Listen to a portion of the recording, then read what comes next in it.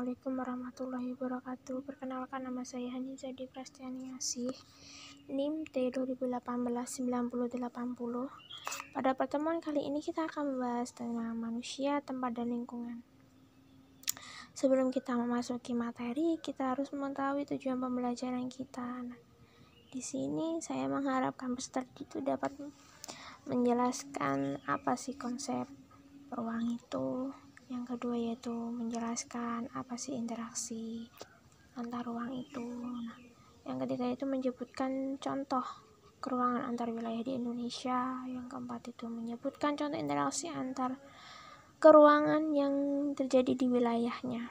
Yang kelima yaitu menjelaskan kondisi saling bergantung yang diperlukan untuk terjadinya interaksi antar ruang. Yang keenam yaitu menunjukkan unsur-unsur atau komponen peta. Yang terakhir adalah menyebutkan luas dan letak geografis Indonesia maupun astronomis. Nah, yang pertama kita akan membahas tentang ruang konsep ruang maksudnya.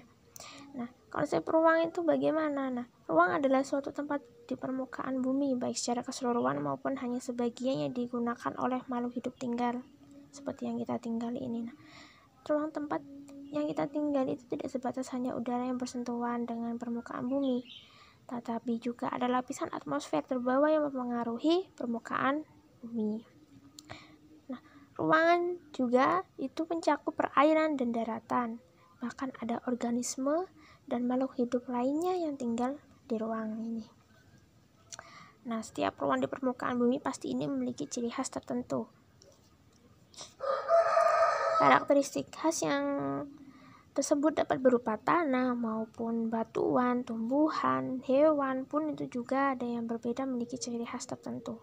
Perbedaan karakteristik ruang tersebutlah yang menjadikan adanya interaksi kita, karena setiap ruang pasti membutuhkan ruang lainnya kan untuk memenuhi kebutuhan hidup.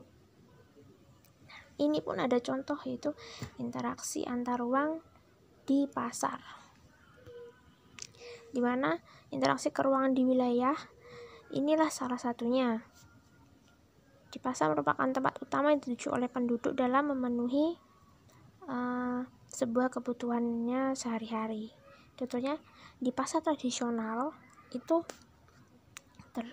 di Genteng Wetan itu banyak sekali ada pendatang sebagian seumpamanya di Kalibaru. Nah, di Kalibaru itu mereka membawa banyak sayuran. Nah, yang kedua yaitu ada rombongan dari bagian selatan dan timur. Nah, mereka membawa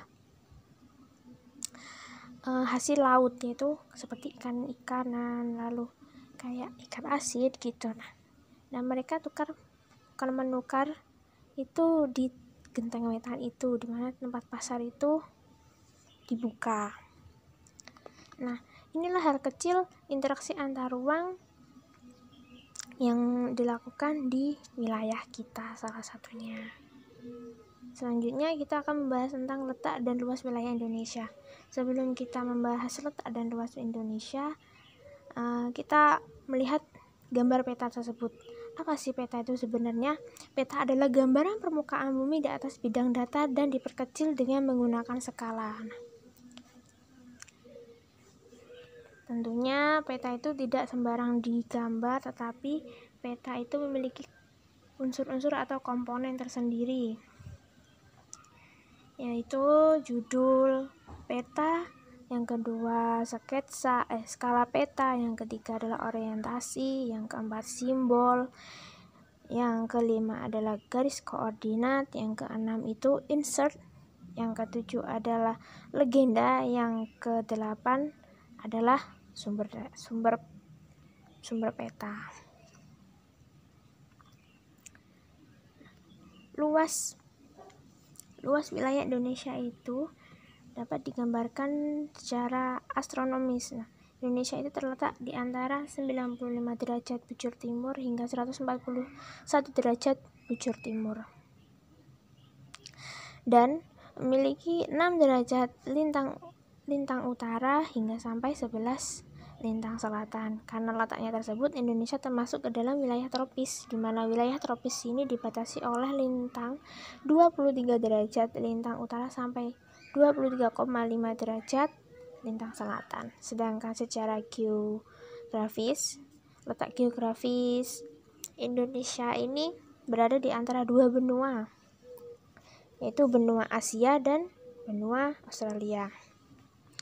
Tentunya letaknya itu pasti berbeda. Benua Asia itu berada di utara Indonesia, sedangkan di bagian selatan yaitu benua Australia. Selain adanya benua, ada juga dua samudra yang mengapit wilayah Indonesia, yaitu Samudra Pasifik berada di sebelah timur Indonesia dan Samudra Hindia di sebelah barat. Jadi dapat saya tekankan lagi bahwa secara geografis Indonesia diapit oleh dua benua dan dua samudra.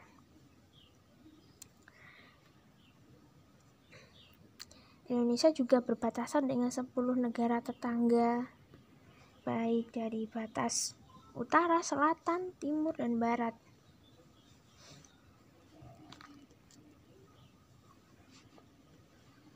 Yang pertama itu sebelah utara Indonesia berbatasan dengan Malaysia, Singapura, Palau, Filipina, dan Laut Cina Selatan. Sedangkan di wilayah sebelah selatan itu berbatasan dengan Timor Leste, Australia, dan Samudra Hindia. Yang ketiga yaitu sebelah barat Indonesia itu berbatasan dengan Samudra Hindia. Nah, yang keempat itu sebelah timur Indonesia itu berbatasan dengan Papua Nugini dan Samudra Pasifik. Dilihat dari letak geografisnya, pasti Indonesia memiliki pengaruh dan keuntungannya. Apa aja itu?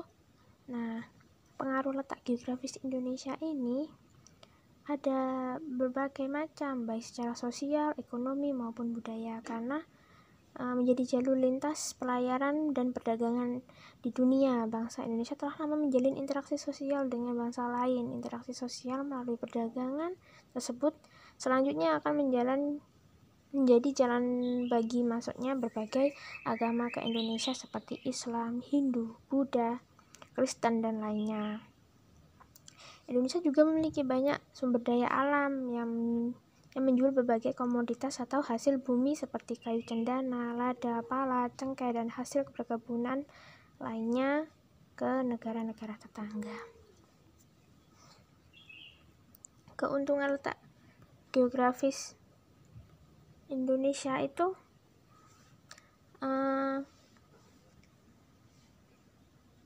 adalah tempat pertemuan jalur 3 lempeng, yaitu lempeng Eurasia, lempeng Pasifik, dan lempeng Hindia.